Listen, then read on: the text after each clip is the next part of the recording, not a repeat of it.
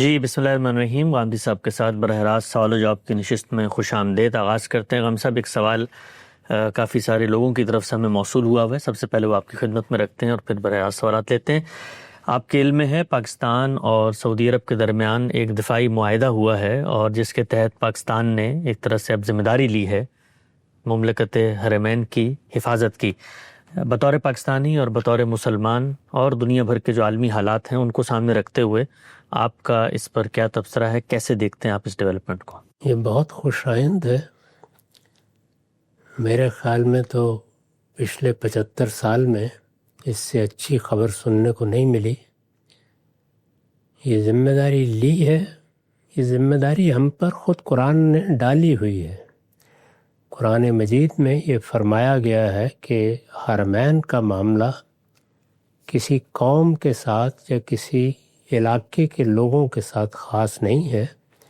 سواء العاکف فیہ والباد، اس میں مقامی اور آفاقی سب برابر ہیں، حقوق کے لحاظ سے بھی اور ذمہ داریوں کے لحاظ سے بھی. حرمین کی یہ ذمہ داری ہر مسلمان پر ایمان لاتے ہی عائد ہو جاتی ہے. یہ پہلے سے عائد شدہ ذمہ داری ہے. بہت اچھی بات ہے کہ اس کی تجدید ہوئی ہے، اور یہ اس سے بھی اچھی بات ہے کہ یہ سعادت ہمارے ملک کو حاصل ہوئی ہے. اس لیے میرے نزدیک نہ صرف یہ بلکہ باقی مسلمان ملکوں کو بھی اس معاہدے کا حصہ بننا چاہیے. دنیا بھر میں ایسا ہی ہے. مثال کے طور پر مسیحی تہذیب یا یورپی اقوام یا اسی طریقے سے سفید نسل کی اقوام نے آخر اپنی حفاظت کے لیے نیٹو کا معاہدہ کیا ہے، اور بھی بعض معاہدات ہوتے رہتے ہیں. دفاعی معاہدات یا اس نوعیت کے معاہدات جن میں ایک دوسرے کے معاملے کو یکساں سمجھا جائے کوئی نئی چیز نہیں ہے. اگر آپ دیکھیں تو معاشی لحاظ سے، معاشرتی لحاظ سے، تہذیبی لحاظ سے اس طرح کے دسیوں معاہدات اس وقت دنیا میں موجود ہیں. کتنی تنظیمیں علاقائی تحفظ کے اصول پر بنی ہوئی ہیں. ابھی شنگھائی تعاون تنظیم کا اجلاس چین میں ہوا ہے. ہمارے ہاں بھی مشرق بعید میں بعض اسی طرح کے ادارے بنے ہیں، تنظیمیں بنی ہیں. مسلمانوں نے بھی مسجد اقصیٰ پر جب ایک زمانے میں حملے کی صورت پیدا ہو گئی تھی اور آگ لگا دی گئی تھی، تو یہ معلوم ہے کہ مسلمان ملکوں کی ایک تنظیم OIC جس کو کہا جاتا ہے وہ بنائی تھی. اب بھی ہے، یعنی جیسی بھی صورت میں ہے بہرحال ہے. اس کا بھی پچھلے دنوں اجلاس ہوا ہے. یہ تنظیمیں بنتی رہی ہیں اس سے پہلے بھی، لیکن جزیرہ نما عرب کا معاملہ سب سے منفرد ہے. وہ اللہ تعالیٰ کا منتخب کردہ علاقہ ہے. اس کو اللہ نے اپنے لیے خاص کیا ہے. اس میں غیر مسلموں کے لیے مستقل قیام کی کوئی گنجائش نہیں ہے. وہ حرمین کا علاقہ ہے. جس طرح ایک زمانے میں فلسطین کو اللہ تعالیٰ نے انتخاب کر کے اپنی توحید کا مرکز بنایا تھا، قیامت تک کے لیے اب یہی علاقہ توحید کا مرکز ہے. اس کی ذمہ داری ہر جگہ مسلمانوں پر عائد ہوتی ہے. میں تو اس سے بھی آگے بڑھ کے ہمیشہ کہتا رہا ہوں کہ مسلمان ملکوں کو اپنی وحدت قائم کر لینی چاہیے، اور اس کا سب سے اچھا طریقہ یہی ہے کہ حسن اتفاق سے حرمین میں ایک موروثی حکومت قائم ہے. جو تعلق کینیڈا کا، آسٹریلیا کا، نیوزی لینڈ کا، ملکہ برطانیہ یا شاہ برطانیہ سے ہے، وہی تعلق قائم کر لینا چاہیے. اس میں سب ملک آزاد ہیں، اپنا اپنے طریقے پر معاملات کر رہے ہیں، کوئی مداخلت نہیں ہے، لیکن ایک وحدت کا احساس. دولت مشترکہ بھی اسی طرح کا ایک نظم رہا ہے. برطانیہ عظمیٰ نے جن علاقوں کو خالی کیا تھا، یا اس تعبیر کو اختیار کر لیجئے کہ پہلی جنگ عظیم کے بعد آزادی دی تھی، ان کا بھی یہی معاملہ ہے. تو اس لیے یہ بہت خوش آئند ہے، ہر لحاظ سے قابل قدر ہے. دعا کرنی چاہیے کہ اللہ تعالیٰ مسلمانوں کو اس سے بھی آگے بڑھ کر اپنے اندر مزید وحدت پیدا کرنے کی توفیق عطا فرمائے۔ آمین آمین۔ بہت شکریہ غم صاحب، آپ نے اپنی رائے پیش کی۔ سلسلہ گفتگو کو آگے بڑھاتے ہیں، ہمارے ساتھ موجود ہیں عبد الرحمن ظفر صاحب۔ جی عبد الرحمن صاحب، سوال کیجیے گا۔ السلام علیکم غامدی صاحب، آپ اکثر گفتگو میں ذکر کرتے ہیں کسی مسئلے میں تبدیلی لانے کے لیے تدریجی طریقہ جو ہے دین اس کو پسند کرتا ہے، اور اسی طریقے سے جو انقلاب ہے وہ ایک فساد ہے، اس کو لغت سے ہی نکال دینا چاہیے۔ سر اس طرح ہم دیکھتے ہیں کہ جب تبدیلی سیاسی طریقے سے ممکن نہیں ہوتی ہے، الیکشن کے ذریعے جب نظر آ رہا ہوتا ہے، جس طرح کشمیر میں صورتحال ہے تو 29 سپتمبر کو انہوں نے کشمیر بند کرنے کی کال دی ہے ایکشن کمیٹی نے، تو ان کا یہ مطالبات رہے ہیں کہ ہم نے ٹائم دیا 6 مہینے کا، تو حکومت نے نہیں مانا، ہم احتجاج کر کے منوائیں گے، اور اگر ہم پرامن احتجاج کریں گے لیکن ہم پہ اگر کچھ کیا فورس یوز کی تو ہم جواب دیں گے۔ تو یہ اس طریقہ صحیح ہے یا جواب پچھلے سال بھی 3 انسانی جانیں ضائع ہوئیں، اور اسی طریقے سے حکومت کو بھی آپ کیا مشورہ دیں گے اور پاکستان کو کیا کہیں گے کہ جو حق ملکیت اور حق وسائل وہ مانگتے ہیں، یہ ہمارا اپنا آئی جی او اور اپنا چیف سیکرٹری ہو، ایکشن کمیٹی کو تو خیر یہ نہیں ہے مطالبات، لیکن اکثر لوگ بھی یہ کہتے ہیں واضح تو جس میں سے ہوتی ہے۔ جی ہر جگہ کے لوگوں کو اپنے سیاسی مطالبات اپنے حالات کے لحاظ سے پیش کرنے کا حق ہے، وہ کشمیر کے لوگ ہوں، وہ برطانیہ کے لوگ ہوں، وہ فلسطین کے لوگ ہوں، جہاں کے بھی لوگ ہیں، پرامن ذرائع سے جو حالات آپ کو میسر ہیں۔ ابھی ایک نگاہ ڈال کے دیکھ لیجئے، بہت سے مسلمان ملک ہیں جہاں پرامن ذرائع سے بھی کوئی سیاسی جدوجہد نہیں کی جا سکتی۔ مثال کے طور پر جزیرہ نما عرب میں بادشاہتیں یا عمارتیں قائم ہیں، وہاں کوئی سوچ بھی نہیں سکتا کہ پرامن طریقے سے بھی اپنا کوئی احتجاج ریکارڈ کرا دے، وہاں بھی لوگ رہ رہے ہیں، باقی علاقوں کے لوگ بھی جاتے ہیں۔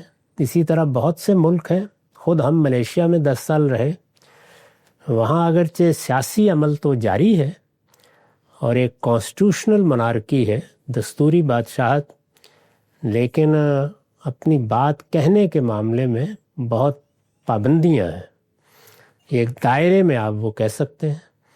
مثلا ہمارے زمانے تک کوئی پرائیویٹ چینل قائم کر لیا جائے، کوئی اخبار نکال لیا جائے، اس کی کوئی گنجائش نہیں تھی۔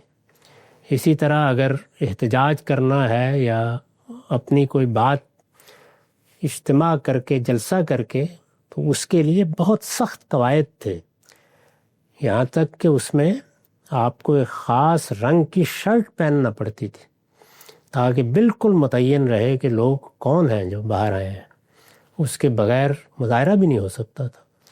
تو وہاں اجازت تھی لیکن بہت سی پابندیوں کے ساتھ۔ اس سے زیادہ بڑی پابندیاں ہم نے سنگاپور میں دیکھی۔ ہمارے ملک میں اس کے مقابلے میں بہت کچھ گنجائش موجود ہے۔ بر صغیر میں جو ملک بنے ہیں، جیسے بھارت ہے، پاکستان ہے، ایسے ہی بنگلہ دیش ہے، بلکہ نیپال وغیرہ میں بھی آپ احتجاج کر سکتے ہیں، سیاسی جماعتیں بنا سکتے ہیں، سیاسی جماعتیں جدوجہد کر سکتی ہیں، جلسے کر سکتی ہیں۔ تو یہ سب چونکہ قانون میں جائز ہے تو اس وجہ سے پرامن ذرائع ہیں، ان کو بھی آپ اختیار کریں۔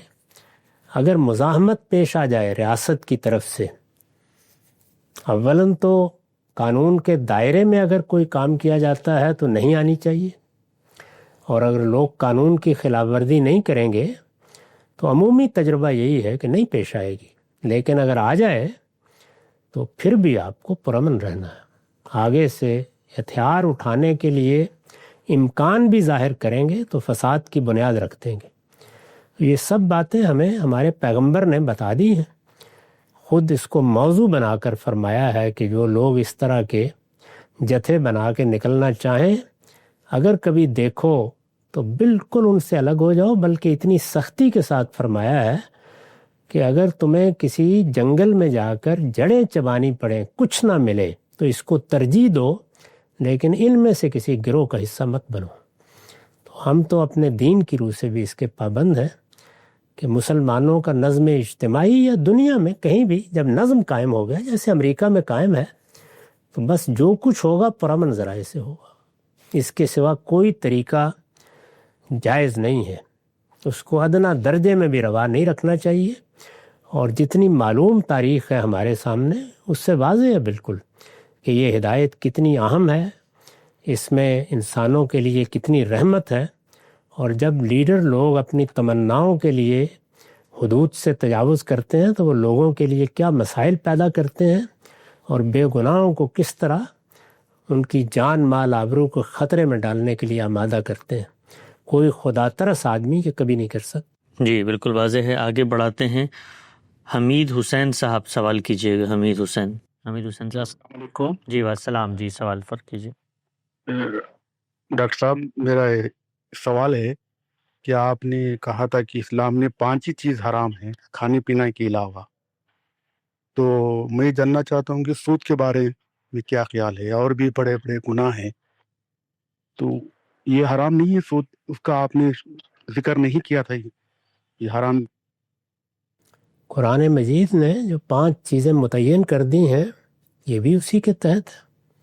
غالباً آپ نے ان 5 چیزوں کو سننے اور سمجھنے کے لیے کوئی وقت نہیں نکالا. ان پر میں نے بڑی تفصیلی گفتگویں کی ہیں. ان کے تحت کیا چیزیں آتی ہیں ان کو بیان کیا ہے. اس موضوع پر حلال و حرام کے عنوان سے اعتراضات سیریز میں کئی نشستوں میں گفتگو کی ہے. ایک ایک چیز کو متعلق کر کے بتایا ہے. اس میں جو کھانے پینے کی چیزوں کے متعلقات ہیں وہ بھی بیان کیے ہیں. سود پر بھی، جوئے پر بھی، سب پہ گفتگو کی ہے. تو آج راہ کرم اس کو سن لیجئے. اس میں یہ بیان کیا گیا ہے کہ بغی بھی حرام ہے، یعنی کسی کی جان مال آبرو کے خلاف زیادتی کرنا. سود مال کے خلاف زیادتی ہے. جی بالکل واضح ہے. آگے بڑھاتے ہیں. ایوب صاحب سوال کیجیے گا. ایوب صاحب. السلام علیکم عمری صاحب. وعلیکم السلام. سوال یہ ہے کہ میں عیسیٰ مہدی کا فالوور تھا. ہندوستان میں محمد شکیل بن حنیف ہیں کہ عیسیٰ مہدی کے دعوے دار. تو 11 سال بعد مجھے حقیقت سمجھ میں آئی آپ کے ویڈیوز کو دیکھنے کے بعد. اب میرا یہ سوال ہے کہ میں دین کی محنت کروں کیسے؟ تبلیغ مجھے سمجھ میں نہیں آتی، اور مدارس یا جو سلفی ہیں الگ الگ جماعتیں اپنے اپنے طریقے سے کر رہی ہیں. میں صرف نماز روزہ اور اچھا انسان بننے کی کوشش کر رہا ہوں، لیکن کیا اللہ مجھے پکڑ لیں گے قیامت میں کہ تم دین کی دعوت نہیں دے رہے ہو؟ یہ سوال ہے میرا. اپنے آپ کو دیکھیے، آپ کی کیا حیثیت ہے؟ آپ عام آدمی ہیں یا دین کے عالم ہیں؟ اگر آپ عام آدمی ہیں تو دعوت کی ذمہ داری امر بالمعروف اور نہی عن المنکر تک محدود ہے، اور وہ آپ کے اپنے ملنے جلنے والوں تک بھی ہے. یعنی آپ کی اولاد، آپ کے بہن بھائی، آپ کے اعزاء اقربا، آپ کے دوست، آپ کہیں کام کرتے ہیں تو وہ، اگر آپ کے ہمسائے میں کچھ لوگ ہیں، محلے میں ہیں جن سے آپ کا رابطہ ہوتا ہے، تو ان کو آپ بھلائی کی تلقین کریں اور برائی کے معاملات میں حکمت کے ساتھ توجہ دلائیں. عام آدمی کی دعوت کی ذمہ داری اس سے زیادہ نہیں ہے، یہی ذمہ داری ہے. اس کو اللہ تعالیٰ نے دونوں اسالیب میں قرآن میں بیان کیا ہے. اس طرح بھی کہ ایمان والے ایک دوسرے کے رفیق ہیں. وہ کیا کرتے ہیں؟ وہ بھلائی کی باتوں کی طرف اپنے دوست احباب کو توجہ دلاتے ہیں اور برائی کی باتوں سے روکنے کی کوشش کرتے ہیں. اسی طریقے سے سورہ عصر میں اس کو ایک دوسرے اسلوب میں بیان کیا ہے کہ وَتَوَاصَوْا بِالْحَقِّ وَتَوَاصَوْا بِالصَّبْرِ. وہ ایک دوسرے کو حق پر قائم رہنے کی نصیحت کرتے ہیں اور حق پر ثابت قدمی کی نصیحت کرتے ہیں. عام آدمی کی دعوت یہی ہے. اس میں اگر آپ کو اپنے قریبی حلقے میں، دوست احباب میں کبھی موقع ملے تو جن اہل علم کی بات کو آپ زیادہ بہتر سمجھتے ہیں، لوگوں کو توجہ دلا دیں کہ وہ ان کی بات سن لیں. اس سے آگے کوئی چیز آپ کو نہیں کرنی چاہیے. غیر مسلموں کے لیے اللہ تعالیٰ نے متعین کر دیا ہے کہ اللہ کی کتاب قرآن مجید ان کو پہنچائیے. بس ذمہ داری یہی ہے. یعنی اس میں تو علماء کو بھی آگے بڑھ کے کچھ نہیں کرنا چاہیے. اللہ تعالیٰ یہ کہتے ہیں کہ میں نے قرآن مجید کو صرف اپنے قانون اور اپنی حکمت کی کتاب نہیں بنایا، میں نے اس کو کتاب انذار بنایا ہے، یہ دعوت کی کتاب ہے۔ چنانچہ دیکھیے خود کہا ہے لِأُنذِرَكُمْ بِهِ وَمَنْ بَلَغَ، قیامت تک ہر ایک کو اسی کے ذریعے سے تبلیغ ہونی ہے، تو یہ پہنچا دیجئے۔ ان میں سے کون سی چیز ہے کہ جس میں کوئی مشکل کسی عام آدمی کو پیش آتی ہے؟ رہا یہ کہ آپ قوموں کو انذار کریں، خبردار کریں، ان کو اللہ تعالیٰ کے دین کی تعلیم دینے کے لیے کھڑے ہوں، اس کے لیے عالم ہونا ضروری ہے۔ جی بالکل، نقطہ واضح ہو گیا۔ آگے بڑھاتے ہیں، معین مختار صاحب سوال کیجیے گا۔ معین مختار۔ جی السلام علیکم۔ وعلیکم۔ اوکے، عام طور پر ہم یہ سنتے آئے ہیں کہ اسلام زندگی کے اسلام ایک مکمل ضابطۂ حیات ہے، اور غامدی صاحب فرماتے ہیں یہ کہ اسلام زندگی کے ہر شعبے کی تطہیر کرتا ہے۔ جی کیا یہ دو باتیں الگ الگ ہیں یا دونوں ایک ہی؟ ٹھیک، اب واضح۔ ان دو باتوں میں بہت فرق ہے۔ ضابطۂ حیات ہونے کا مطلب جو عام آدمی سمجھتا ہے، ظاہر ہے کہ یہ کوئی دینی اصطلاح نہیں ہے، اردو زبان کی ایک ترکیب ہے۔ عام آدمی یہ سمجھتا ہے کہ زندگی کے تمام شعبوں کے بارے میں ہمیں ایک باقاعدہ قانون قاعدہ بنا کے دے دیا گیا ہے اور ہم اس پر عمل پیرا ہوں گے۔ یہ نہ اللہ تعالیٰ کے پیش نظر ہے، نہ اس کا مقصد ہے، نہ ایسا کوئی کام کبھی اللہ تعالیٰ نے کیا ہے۔ اللہ تعالیٰ کے دین کی دعوت کا موضوع یہ ہے کہ اس دنیا کی زندگی میں لوگ فردوس کے لیے منتخب ہو جائیں، یعنی جس طرح سے ہمارے ہاں مقابلے کے امتحان ہوتے ہیں تو اس میں کچھ لوگوں کا انتخاب پیش نظر ہوتا ہے۔ آپ یہ کہتے ہیں کہ یہ چیزیں جو تمہیں کرنی ہے اس سے تم منتخب ہو جاؤ گے، تو اللہ اپنے فردوس کے لیے لوگوں کو منتخب کر رہے ہیں۔ اس انتخاب میں کیا چیز ہے، نصاب کیا ہے اس کا؟ تو بیان کیا کہ تزکیہ، پاکیزگی، پیوریفیکیشن، اور یہ زندگی کے ہر معاملے میں ہے۔ تو اس کو میں نے اس طرح ادا کیا ہے کہ زندگی کے ہر شعبے کی تطہیر، یعنی اس شعبے میں ضابطے کیا بننے ہیں، قوانین کیا بننے ہیں، نظام کیا بننا ہے، وہ انسان بنائے گا۔ اس میں پاکیزگی ہونی چاہیے انفرادی اور اجتماعی زندگی کے ہر معاملے میں، اور اس پاکیزگی کو بھی متعین کر دیا ہے کہ وہ کس معاملے میں ہونی چاہیے۔ تو وہ تین ہی چیزیں ہیں بس، یعنی بدن میں پاکیزگی، اس کے آداب بتائے ہیں، حدود بتائے ہیں، اور خود بارگاہ خداوندی میں حاضری کے لیے مزید کیا پاکیزگی چاہیے، اس کو وضو، غسل، حیض، نفاس سب کے بارے میں متعین کیا ہے۔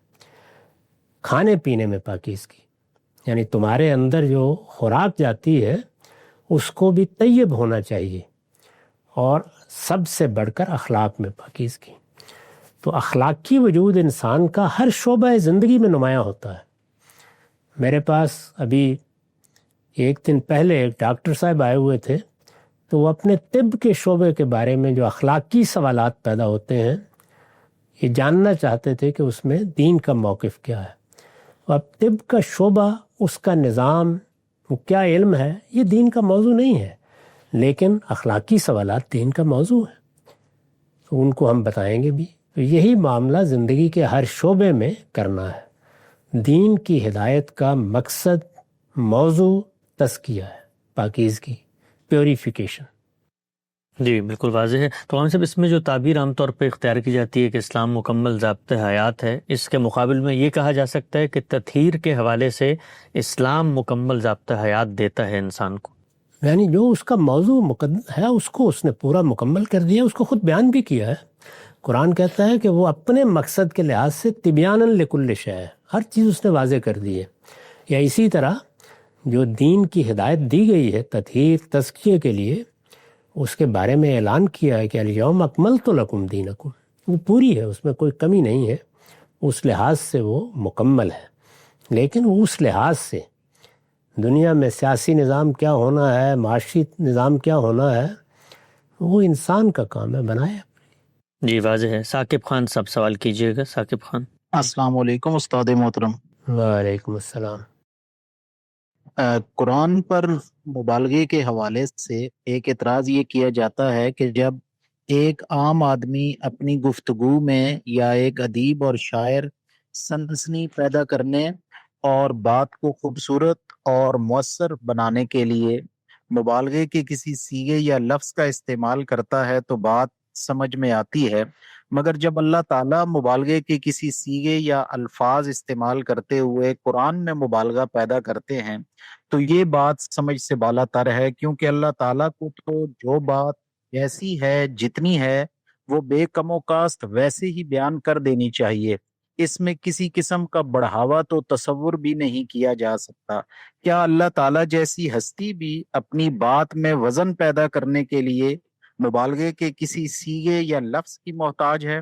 شکریہ۔ مبالغے کے لفظ، مبالغے کے صیغے سے وہ چیز نہیں پیدا ہو جاتی ہر جگہ جو آپ بیان فرما رہے ہیں، وہ مبالغہ تو جھوٹ ہوتا ہے۔ مبالغے کا صیغہ زور کے لیے استعمال کیا جاتا ہے، کسی چیز کے بہترین پہلو کو بیان کرنے کے لیے استعمال کیا جاتا ہے، وہ چیزیں حقیقت ہوتی ہیں۔ قرآن مجید میں اس طرح کا کوئی جھوٹ معاذ اللہ کسی جگہ بھی نہیں۔ اور ہم سے بھی انسانوں کی رعایت سے، یعنی انسانوں کو اللہ تعالیٰ نے جو کہ کمیونیکیٹ کرنی ہے ایک بات، تو وہ اس چیز کی شدت کو محسوس کریں تو اللہ اس کے لحاظ سے گفتگو کر رہے ہیں، لیکن وہ حقیقی شدت ہوتی ہے، یعنی اس شدت کے بارے میں یہ نہیں کہا جا سکتا کہ وہ کوئی مصنوعی چیز ہے جو بیان کر دی گئی۔ واضح۔ آگے بڑھاتے ہیں، محسن علی صاحب سوال کیجیے گا۔ محسن علی۔ السلام علیکم۔ وعلیکم السلام۔ رمضی صاحب، میرا سوال یہ ہے کہ ہدایت کیا ہے؟ کیا اللہ کی ہدایت مختلف لوگوں کے لیے مختلف ہے؟ اگر نہیں تو کیسے معلوم ہوگا کہ کون ہدایت پر ہے؟ اگر اللہ نے آپ کو بھی ہدایت دی ہے اور مجھے بھی دی ہے تو کیا آپ کا اور میرا اختلاف ہو سکتا ہے؟ اگر ہاں تو اللہ تو قرآن پاک میں فرماتے ہیں میں نے کسی انسان کے پہلو میں دو دل نہیں رکھے۔ اللہ کی ہدایت 3 درجات میں ہے اس دنیا میں۔ ایک وہ ہے جو اس نے انسان کی فطرت میں ودیت کر دی ہے، اس کے 2 ہی بڑے نکات ہیں، انسان کے اندر اپنے خالق کا شعور اور خیر و شر، برائی اور بھلائی کا شعور، جس کو ہم کہتے ہیں کہ انسان کے اندر ایک حادثہ اخلاقی ہے جو چیزوں کے بارے میں یہ حکم لگاتا ہے کہ فلاں چیز اخلاقی طور پر اچھی ہے، فلاں بری ہے۔ اسی کو دنیا کی مختلف زبانوں میں ادا بھی کیا جاتا ہے، ہم اردو میں کہتے ہیں ضمیر یہ کہتا ہے، یا نفس لوامہ یہ کہتا ہے۔ تو یہ ہدایت کی وہ سطح ہے۔ ہدایت کی ایک دوسری سطح وہ ہے جو پیغمبروں کے ذریعے سے اللہ نے تفصیلات کی ہیں، وہ ہمارے علم میں آ جاتی ہیں۔ جیسے اللہ تعالیٰ نے موسیٰ علیہ السلام کے ذریعے سے تورات نازل کی اور پھر کچھ تفصیلات بنی اسرائیل کو بتائیں۔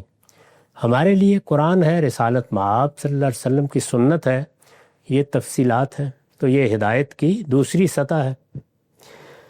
تیسری یہ ہے کہ جن لوگوں کو اللہ تعالیٰ ایک خاص درجے کا علم عطا کرتے ہیں تو وہ اس ہدایت کے جو مضمرات ہیں ان کو پہچان لیتے ہیں، یعنی جتنی ہدایت الفاظ میں بیان ہوئی ہوتی ہے، الفاظ میں کچھ عقلی مضمرات ہوتے ہیں، کچھ لسانی مضمرات، اسی کو اجتہاد کہتے ہیں۔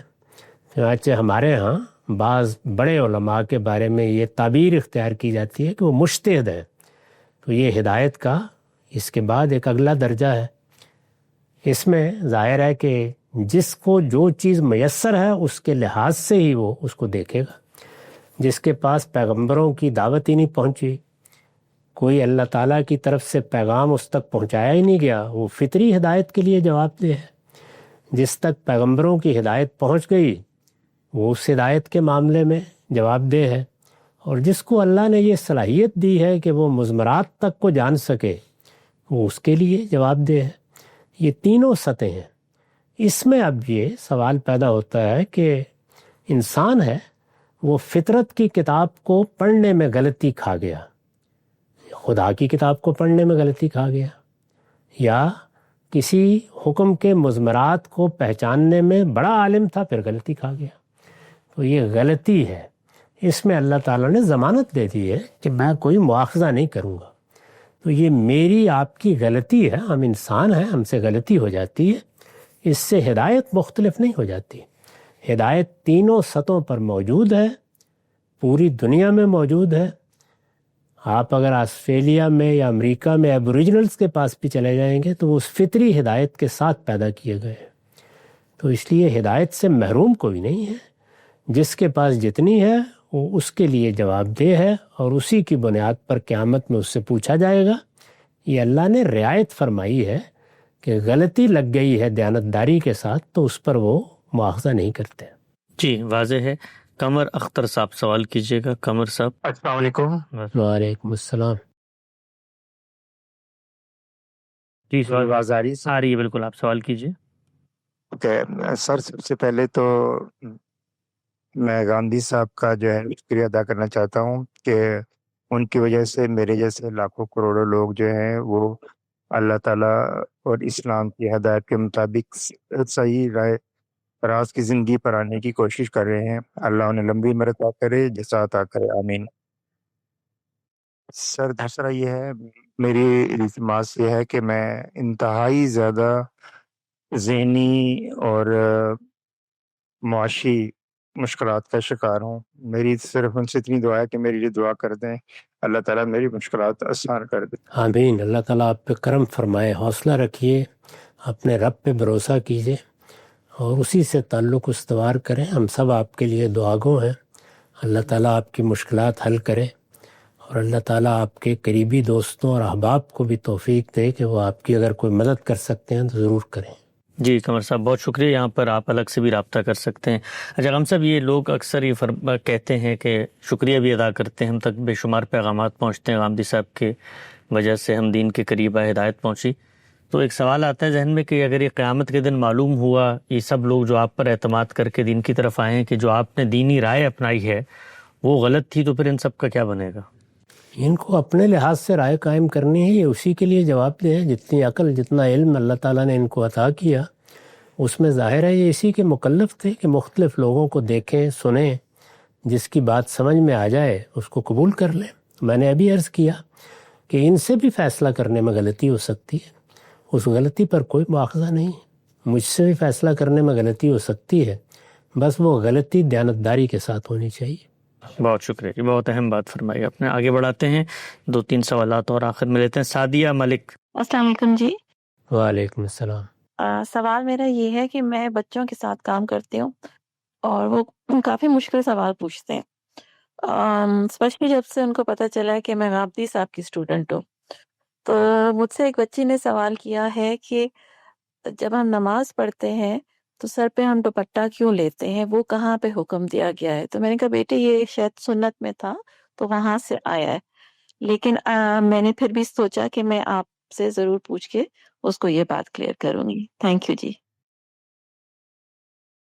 اس میں 2 باتیں، پہلے خود سمجھ لیجئے بچی کون ہے، کس عمر کی ہے، وہ تو آپ بہتر فیصلہ کر سکتی ہیں کہ اس کو کیسے بات بتانی ہے، لیکن پہلا مرحلہ یہی ہوتا ہے کہ خود بات بہت ٹھیک طریقے سے سمجھ لی جائے۔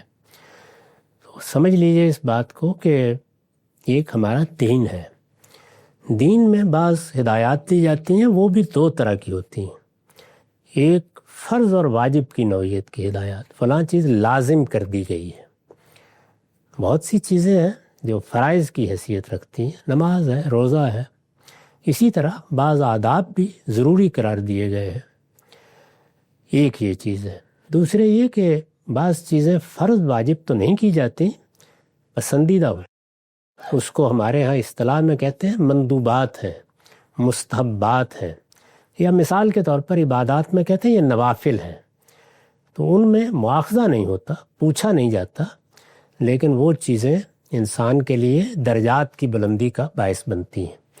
ابھی میں نے ایک روایت کا درس دیا ہے، اس میں مثال کے طور پر یہ کہا گیا ہے کہ سلام کو عام کرو، تو ظاہر ہے کہ یہ آداب کی نوعیت کی چیز ہے، یہ فرض و واجب کی نوعیت کی چیز نہیں، لیکن بلندی درجات کا ذریعہ بنتی ہے۔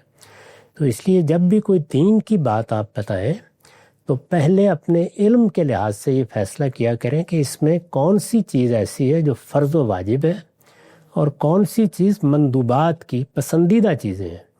میں نے اس پر ایک مضمون لکھا ہے، میری کتاب مقامات میں ہے، اس کا عنوان ہی ہے سر کی اوڑھنی۔ تو یہ کوئی فرائض و واجبات کی طرح کی چیز نہیں ہے، یہ آداب کی نوعیت کی چیز ہے، پسندیدہ ہے. یہ تو ہے دینی پہلو.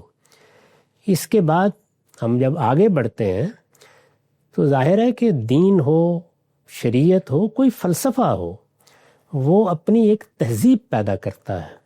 تو مسلمان آج وجود میں نہیں آئے، رسالت مآب سے پہلے بھی مسلمان موجود تھے، آپ کے بعد بھی. اس سے ایک تہذیب بنتی ہے، جیسے یہود کی ایک تہذیب ہے، ایک مسیحی تہذیب بھی ہے، یہ بھی پیغمبروں کی امتوں میں بنی ہے. تو ہمارے ہاں ایک اسلامی تہذیب بھی وجود میں آئی ہے. اس میں یہ چیز ہمیشہ ملحوظ رکھی گئی کہ بڑوں کے سامنے، بزرگوں کے سامنے، عورتیں ہوں مرد، آج سے 50-100 سال پہلے سوچا بھی نہیں جا سکتا تھا کہ وہ ننگے سر آ جائیں. اس بر صغیر میں جو پہلے ناول لکھے گئے ہیں وہ ڈپٹی نذیر احمد نے لکھے ہیں. اس میں دیکھیے کہ ایک نوجوان نے کسی غریب آدمی کی مدد کے لیے سر کی ٹوپی بیچ دی ہے، اور اب وہ گھر جانے کی کوئی صورت نہیں پا رہا کہ وہاں بزرگوں کے سامنے کیسے جاؤں گا ننگے سر. تو یہ ہماری تہذیبی روایت تھی. تہذیبی روایات میں تبدیلیاں بھی آ جاتی ہیں. تو اس تبدیلی روایت کو سامنے رکھ کر لوگوں کو یہ تلقین ہمارے علماء بڑے کرتے تھے کہ جب بڑوں کے سامنے سر ڈھانپے بغیر نہیں جانا تو پھر اللہ تعالیٰ کی بارگاہ میں بھی اس کا اہتمام کرنا چاہیے. یہاں سے ہے یہ بات. جی بہت شکریہ جی. ہم سب وقت ہمارا پورا ہو گیا، انشاءاللہ دوبارہ حاضر خدمت ہوں گے. اب تک آپ کا بہت شکریہ.